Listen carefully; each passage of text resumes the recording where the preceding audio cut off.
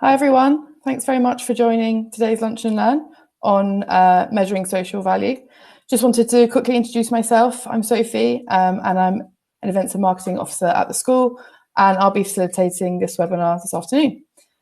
We're really pleased to be joined by Sophia Cox from the UK Green Building Council, who will be talking us through their recently launched guide on measuring the social value of buildings and places, and some of the different measurement approaches featured in this guide. Firstly, I'd just like to take you through a bit of virtual housekeeping. Hopefully we won't have any tech issues, but if you do, you can write in the chat box on the right-hand corner, and I can assist you with those. We also recommend using Google Chrome, and if you have any issues with the sound, you can also try dialing in with the number that's on the screen there. Please also use this chat box for any questions you have throughout, and we'll ask these to Sophia at the end in a Q&A. We will be recording this webinar and sharing it and the slides afterwards if you'd like to share with any colleagues. And also there will be a couple of polls throughout the session, so please do get involved, as we like to keep it as interactive as possible. Finally, at the end of the event, we just do ask if you could please share any feedback. As we're moving all our training online, it's really helpful for us to try and make these as relevant as possible for you. So feedback is very, very helpful for us, but I'll remind you of that at the end as well. So firstly, I just wanted to highlight some of the resources the school has available. So social value is a huge topic of focus for us within the school. We have over 200 resources available for free on our website. These range from videos, e-learning, presentations and tools, and through different levels as well. So whatever your level of knowledge is, hopefully there's something useful on there for you, which are free for all our members. And as well as that, we run virtual training such as this Lunch and Learn session today. Just wanted to highlight in particular this publication that we've recently launched. It features case studies from lots of our partners and members, which aims to help our suppliers to better understand the social value expectations of their clients and to be better prepared to meet them. So this is also hosted in our resource library. If you wanted to have a look, it's that social value in the built environment industry update that you can hopefully see on the screen at the moment. Today's session is looking particularly at how we can measure social value, which has become a key part of committing to social value creation. So I'd like to hand over to Sophia now, who will lead the session. Thanks very much, Sophia. Great, thanks, Sophie. Just before I start, letting you know that I'm sort of juggling between two different screens and two different sets of slides. So if there's a slight delay between the slide that I'm talking about and the slide that you can see, I will seek to rectify that as soon as possible. But yes, thank you, Sophie, and thank you to Supply Chain for inviting me here. I lead the social value programme at UKGBC, but it's great to be amongst another organisation talking about a topic which feels really relevant to where we are in the world right now. I don't know whether it has come up on your radar. In April, Mark Carney wrote in The Economist that value will change in the post-COVID world, in an article on how the economy must be reshaped so it yields to human values, which is something we as sustainability professionals have felt for some time. But it feels quite extraordinary to hear the former governor of the Bank of England say. But obviously, as our focus in society shifts towards non-financial value, we need to better understand how we measure that. And obviously for our sector, that of course means measuring social value of buildings and places, which is of course our topic today. For those of you who don't know UKGBC, we are a industry-led network with a mission to radically improve the sustainability of the UK built environment. And we do that primarily through advocacy, influencing policy, both at a national and a local level, by creating new research, for example, the guidance which I'm running through today, and also through our training programs. All of that we do very much with and on behalf of our members. Their diversity, which this slide demonstrates, really is the lifeblood of our campaigns and the strength of our message. So for those of you who aren't yet UKGBC members, please do get in touch to find out what that would entail. With our members, our vision for a more sustainable built environment is one that enables both people and planet to thrive. So it is fully holistic, and things like our social value programme, although perhaps immediately most relevant to the socioeconomic bubble that you can see on the slide, obviously pull in elements from right across. In terms of where we are as a business, I mean, 2020 already feels like such an extraordinary year. When we were actually coming into the year in January, we reflected that it was a really important moment in terms of sustainability. It felt like the last decade had really been about raising the alarm bell, gathering together awareness within government, within businesses, and within wider society of some of the challenges that are ahead. And now that awareness is there. We really look forward to this decade to be about delivery, actually making things more sustainable. And that's why I think it's the social value agenda is such an important part of that, because we've always seen it as a really powerful lever for delivering high quality, sustainable places. So what I'm going to be talking about today, I'll look at social value within the context of the built environment and what we mean by that.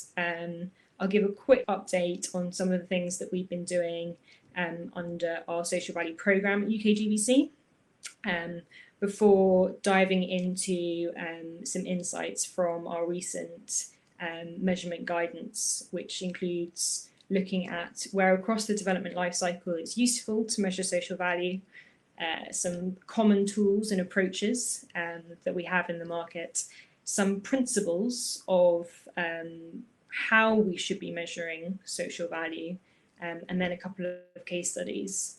But before we get into that, I'm going to hand back to Sophie because I think she's pre-prepared a poll, which would be interesting to get your input on. Thanks, Sophia. So you should be able to see the poll up there now. There's two questions on there. Just scroll down.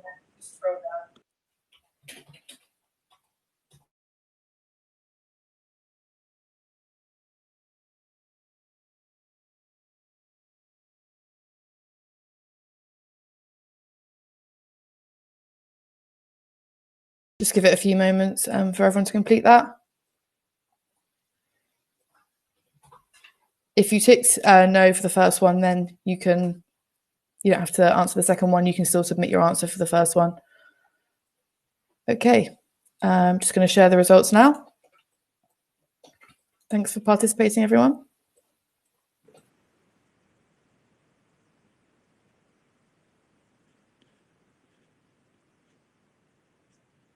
Okay, cool. Sophie, should I take back control? I'll take that as a yes. So are you currently measuring social value on a development or existing building? Few of you said yes, but more said no, and then the greatest amount are hoping to. So probably hence why you've come along to this session. And then the second question, are you confident with the measurement approach being taken? It's great, fair few are, but perhaps a worryingly high number, not so much. So yeah, that's really interesting for me in terms of confirming the conversations that we've had with the people within our membership, that they find measuring social value quite a confusing practice, and something that needs to be demystified in order to find out what's the right approach for you, which is exactly what our guide aims to do. Great. So, to our first section, social value in the context of the built environment. What do we mean by that? Well, at UKGBC, we've always taken quite a broad view. We understand social value to be benefits, any benefit that is felt by people. That could be local residents, that could be businesses, that could be the community as a whole, it could be the wider city.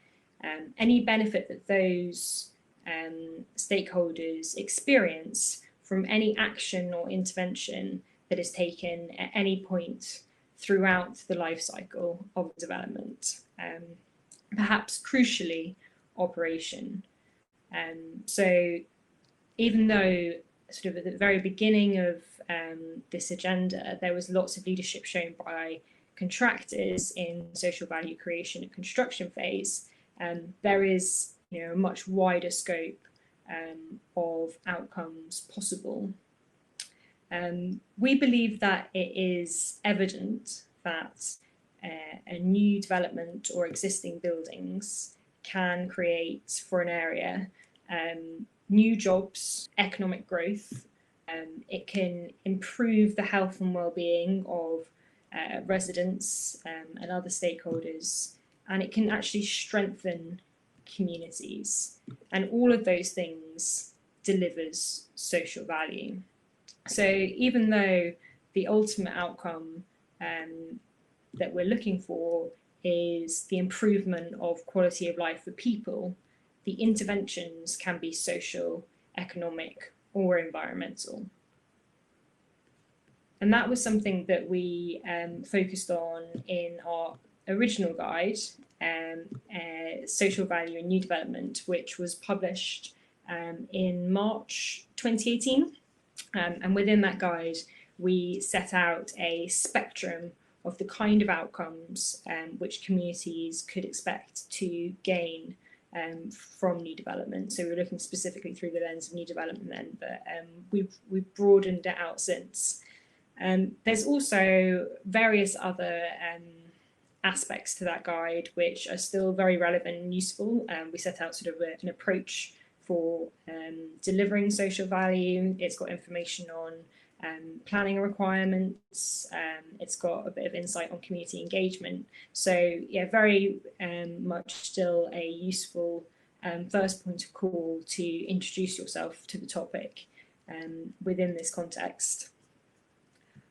Our social value programme, which was launched last April, very much builds on that guide and the work that we did within it. And for the first year of the programme, we're now just entering the second year, we focused on some of the key barriers to delivering social value. And those were getting communities better engaged through the development process, supporting local authorities to introduce policy that responded to the powers that they have under the Social Value Act, strengthening investor reporting around particular social value outcomes which were not as well covered, and then lastly, supporting built environment organisations to feel confident measuring social value on their projects. So just to quickly give you an idea of what we've done on each of those. For community engagement, because it's such a new, exciting area for not just us as an organisation, but also for the industry, we scoured globally to find examples and case studies of where people were really thinking creatively about how they better engage with communities. And then we use the UKGBC innovation process to support members to come up with new ideas for how communities could be better engaged, not just at the traditional planning and design phase, but also in operation, and actually getting better involved at the very beginning when investment decisions are being made, or even having a financial stake in future local development. So it was a really exciting process. It was some really interesting work, and we brought together some of the kind of the best examples, both theoretical and existing, in the guide that you can see on the slide there. In terms of local authority policy, we have this resource. It's specifically for local authorities, and what it does is it brings together existing policies from local authorities who have been focusing on how they can use social value to get more value from local development for their communities. And we've grouped those policies in terms of ones that exist in procurement, so through developer procurement, facilities management contracts, through planning, and then also through land disposal. And this is very much a live document. We're updating it all the time. And this year we updated it to include planning policy, because that was a particular area that we'd seen change in. So Salford City Council and Islington now both have a social value policy in their emerging plans. So that's one we'll be keeping an eye on to see if that grows as a trend. Looking then at investor reporting, we created this bite-sized briefing for real estate asset managers, which covers some of the basics of social value within the context of the built environment, but also gives an idea of the kind of things that can be measured across portfolios. So key metrics that might be relevant across different asset types, different geographies, and that would be a good starting point for better reporting on social value. We also looked at, which is an area I think is very interesting, impact investing for real estate, and how what should be the parameters of an impact fund for real estate, and how we can move away from assuming that it's just based on an asset class. So, for example, social housing, how we can make sure that it's really being additional, really driving better value.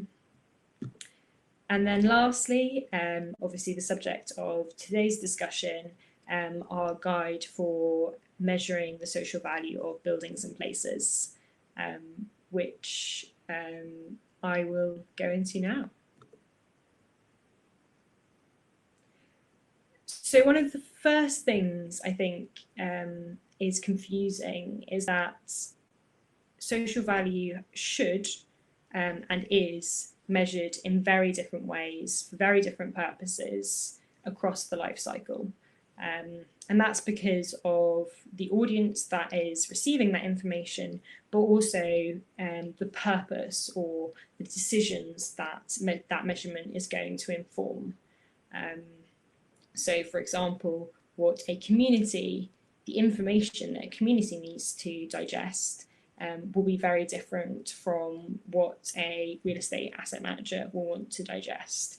So at the beginning of the guide, we have this diagram, which I'm more having on a slide here, not so you can read it. I think the text is a bit too small to do that, but to show what it looks like, and then you can go to the guide for more information. But what this diagram shows is sort of the key stakeholders involved in measuring social value, and when they might measure social value throughout the life cycle of a development, and detailing their motivations for measuring social value, and therefore some kind of what that means for how that information is presented. So, well, I've already spoken to the asset managers. They obviously want information that's quick and easy to digest, and that can be relevant across disparate geographies and asset classes.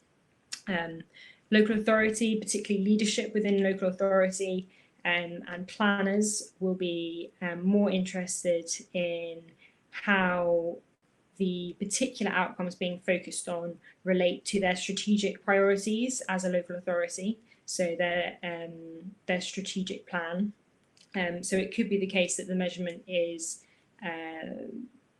framed in that language. They will want to be able to use that information to prove or to test whether a development is going to bring benefits to the local residents and also the wider city or local authority area. So whatever fulfills that requirement. Going down through the diagram, developers are obviously on the other side of the coin, where they want to be measuring social value so they can prove to local authorities that their design, their development will provide value to the local community, but also to help support their own practices. Social value should always be about driving better practices. So taking that information and informing future decision making on projects is definitely an important purpose to measuring social value. And similarly with architects, hopefully creating that feedback loop can drive better decision making in future.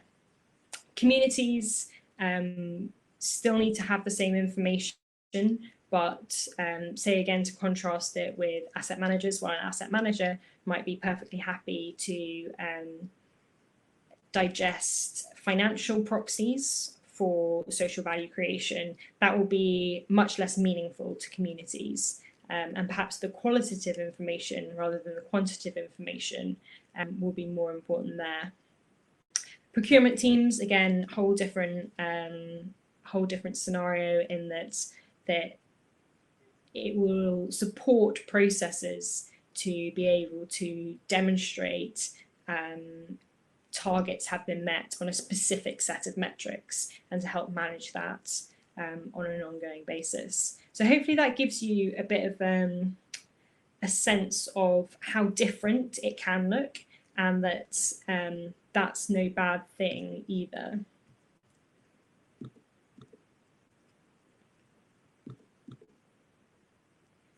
So common approaches and tools that we have for measuring social value. I think it's important to point out that the approaches that I'm highlighting now and that also in the guide, they are important, established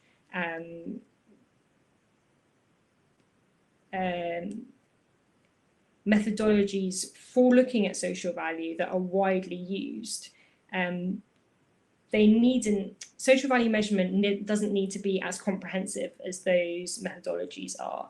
It can be as simple as measuring, surveying community well-being before and after a development. But it might also be useful to do something that's more comprehensive. So in terms of common approaches, the two big ones are social return on investment and cost-benefit analysis. So many of you will be familiar with these. Social return on investment is obviously something that has been spearheaded by Social Value UK. They have their 7 principles for social value, and they have an accreditation scheme where you can become an accredited social value assessor. Social return on investment is very similar to cost benefit analysis. There are some sort of key differences which I'll come on to in the next slide. But the cost benefit analysis is a much older practice. It's one that's laid out in the Treasury's Green Book. It is therefore endorsed by the government. And both of those approaches contain different options for wellbeing valuation, which is obviously a really important part of understanding values communities. Some other sort of really prominent tools, HAC2 are the Housing Association Charities Trust. So they play a critical role for the housing association sector. They have a very long history in looking at social value measurement.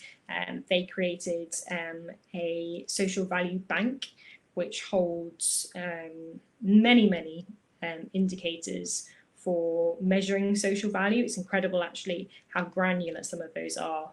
And they have a value calculator which you can use, which is based on the values that are extracted from the social value bank.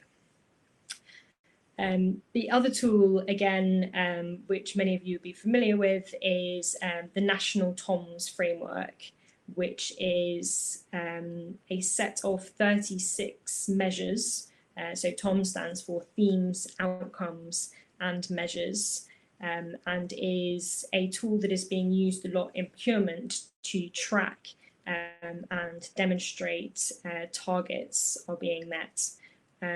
It is a framework that is used within the social value pool, so that actually does the tracking element for procurements. But in terms of the governance of it as a framework, there is a national value, social value task group, which is chaired by the local government association. So it is quite independent in that sense. And then another one to be aware of is the ONS input-output tables, which are great for calculating economic value.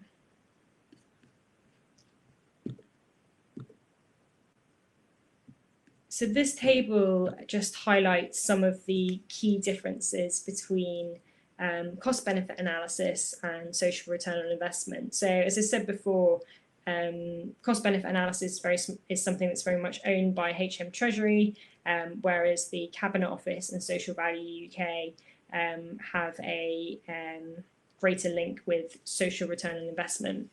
They both monetize non-financial impacts. One of the key differences is that the Green Book cost-benefit analysis, there are a limited number of methods for wellbeing valuation, and they are ones that are Green Book approved. So I think it's only 3 methods which you can use within that. Whereas social return on investment, according to the guidance from Social Value UK, you can use a much wider range of methods, depending on what you think as a practitioner is the most appropriate for that situation. Another key difference is that cost-benefit analysis tries to take into account as many impacts as possible, whereas for social return on investment, part of the process is talking to stakeholders, including the local community, to focus in on a specific number of outcomes which are most material to the project or for the development. That doesn't mean that you are being so selective that you're ignoring negative impacts. It's just more that they are more material. And because of that, it's often said that a cost-benefit analysis is more comprehensive, and whereas a social return on investment approach is more focused, but not necessarily less time intensive, because you're having to go out to those stakeholders and get that input.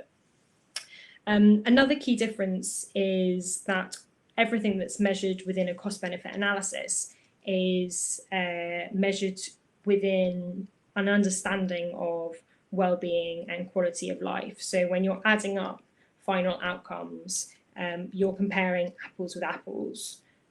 Whereas with social return on investment, there's not that as much of a strict requirement around that. So there is sometimes a criticism that you're not adding apples to apples. But I think once you're demonstrating how you got to that point, that becomes less important in different scenarios.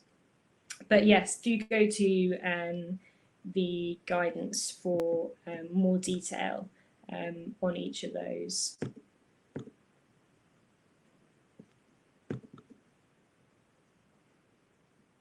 So, as I said before, there may be different measurement approaches which are suitable for different situations.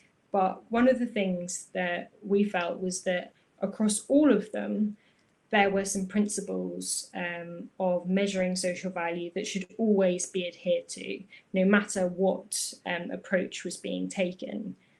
So with our members and with our programme partners, we pulled together 10 principles of good measurement, which I will go over now. So the first, which I've said before, considering who the audience are and what decisions it will inform. So whatever approach is taken, it should be bespoke to that question. It should also be bespoke to the community, and it should be bespoke to the development type and geography. Second principle is that where possible, measurement should be embedded across the life cycle. So at the moment, when people are measuring social value, they're doing it in quite a siloed, piecemeal way, whereas there's a real opportunity to pull together what property managers and asset managers are looking at during the operation of the development, and linking that up with the commitments that were made during the planning stage, with the architects who are really keen to understand how their design decisions have led to certain outcomes. So we think there's a real missed opportunity there at the moment. So where possible, measurement should be embedded across the life cycle. Thirdly, well-being should always be the ultimate goal. Within the Treasury's Green Book, it explicitly says that social value should only be understood in terms of outcomes, and any outcome should only be understood in terms of how it impacts quality of life. Fourthly, we want to be as holistic as possible. Quite often, because there will be a separate environmental reporting structure, the social value assessment only focuses on the social and the economic, whereas actually some of those environmental aspects have a huge impact on people's quality of life and should therefore be included. Number 5, involve the community. Not only does this provide richer data to be working with, it starts the engagement of communities within the process, which hopefully will lead to them being part of the co-creation of the delivery of the outcomes later on down the line. Number 6, that should say, make it meaningful. So instead of just putting numbers out there on their own, provide baselines, provide comparator projects. Try not to put a single financial figure for social value for a whole project without qualifying what that looks like or what that means or how that's been calculated. Because that doesn't mean much, not even just to communities, but to anyone. Number 7, be transparent, straightforward, just show you're working as much as possible. Robustness, ensuring that you account for additionality. So that means working out what would have happened anyway and taking that away from the change that has taken place. Be sure that you've taken account of things like optimism bias, and where possible, seek external assurance of your calculation figures. Number 9, a really important one, making sure that you are taking negative impacts into account as well as positive ones. Social value is definitely about celebrating the good work that people are doing, but if we ignore the negative impacts, that discredits the wider effort. And then lastly, which kind of speaks to the first point, that this should be about driving better decision making. That is the ultimate point of measuring social value. How am I doing for time, Sophie? Okay, probably got 5 minutes left. Oh, okay, perfect. So yeah, I'll just quickly go through some of the case studies that are in the guide. We have 7 case studies in the guide, and they are also, so they're not sort of just hidden away in the guide. We've got them on the website as well. If you are measuring social value and you're interested in making a case study out of it, please do get in touch. We want to keep expanding that library of case studies over time. And they are just a really useful way to bring together some of the more theoretical stuff that I've just been going through. So the first of these, Artworks Elephant, some of you might recognise, obviously, huge regeneration scheme in South London that Lend-Lease ran. Artworks Elephant was a meanwhile use. So it was a collection of cafes, community library, event spaces. GBC actually had an event there while it was still open, to provide value to the community during construction phase. So typically with construction, it just creates a horrible boarded up area that is more of an eyesore than anything else, whereas this was something that was really interactive and really important as well, obviously, for this particular development to get the community on side. So in order to help prove the value of doing this type of meanwhile use back to the business, Envoy Partnership, who are social value measurement specialists, were employed by Lend-Lease to assess the social value created. And the way that they did that was a mixture of social return on investment and total economic impact, GVA analysis. And they were combined together and put on the Artworks Elephant website, which was open to the public, so that members of the public could understand why it had been introduced to the local community and the kind of benefits of that added value approach. But I actually think in this situation, the connection back into the business for the business case for doing this on future projects is actually even more important, because quite often things like this can be seen as a nice to have, but whereas if you can quantify that social value for internal stakeholders, it becomes an easier sell. Again, there's more information on this case study on within the output, so have a proper look there. This just gives you an idea of some of the information that we've brought together from each of the case studies. So you can see these bubbles represent different stages of the development life cycle, and we've highlighted, or rather we've faded out the stages that are less relevant to when this assessment was taken. We've also indicated whether the assessment included qualitative information, quantitative, whether it is expressed in financial terms or not. So that's the kind of tick boxes on the side. And then we provided the outcomes that were measured, and we've put those within the buckets that we have from our original guides, which are jobs and economic growth, health, wellbeing and the environment, and strength of community. So that's quite arbitrary. That's just how we tend to organise things, because there's a precedent there. That doesn't mean that we think that's the way everyone should organise it. We think that actually quite the opposite, that people and organisations need to find, I guess, the themes that are most helpful for them and most meaningful for their stakeholders. So that's one. The second case study that I've got to show you is Marklake Court.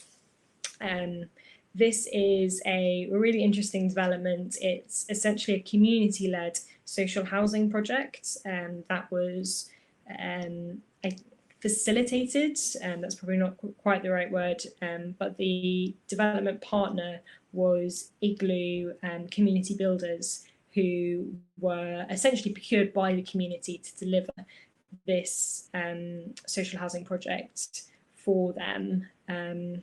It's in South London, as you can see from the image, right next to the Shard, in the shadows of the Shard. But it's just a great project, and one of the reasons that it was viable was that the land which was formerly disused garages, was sold for £1 to the Community Benefit Society from the local authority. And part of the reason why they commissioned HACT, so HACT were the measurement specialists in this scenario, to measure the social value created by the project, was to prove or justify the sale of the land for that price. So, as you would expect, HACT used the wellbeing valuation approach from their own social value bank, and local tenant satisfaction questions. So before and then after they moved in. And then the last one is a bit different in that it looks very much at the planning phase. So Edinburgh City Centre, or Edinburgh City Council rather, are looking at a regeneration scheme for the next 10 years. They were bringing together a proposal for regenerating the city centre.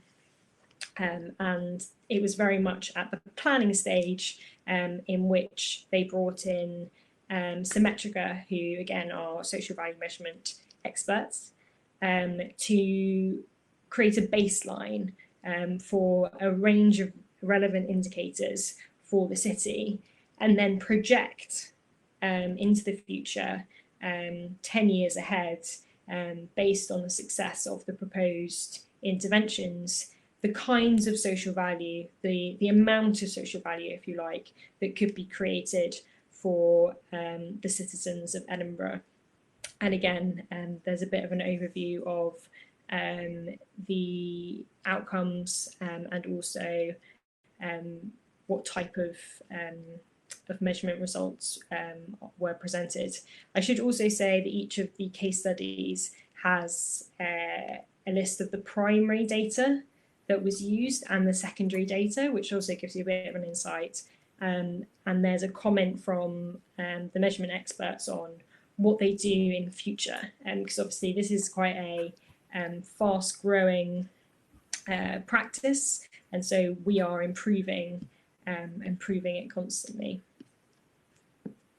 But in terms of my slides, that's it from me. I think now we go into questions. Yes, thanks very much, Sophia. That was really helpful, and I'd recommend anyone having a look at the guides if you haven't already.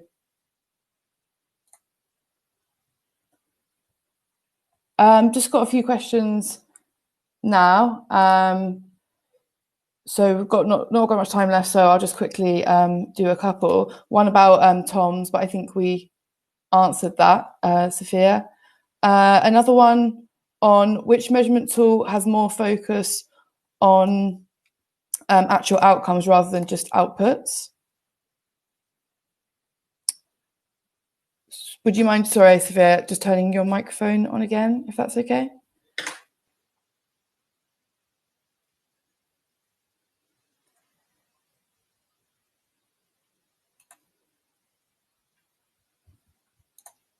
Okay, we might have lost Sophia for now. So I'm just going to quickly go through a couple of things and wait and see if Sophia can turn her microphone back on.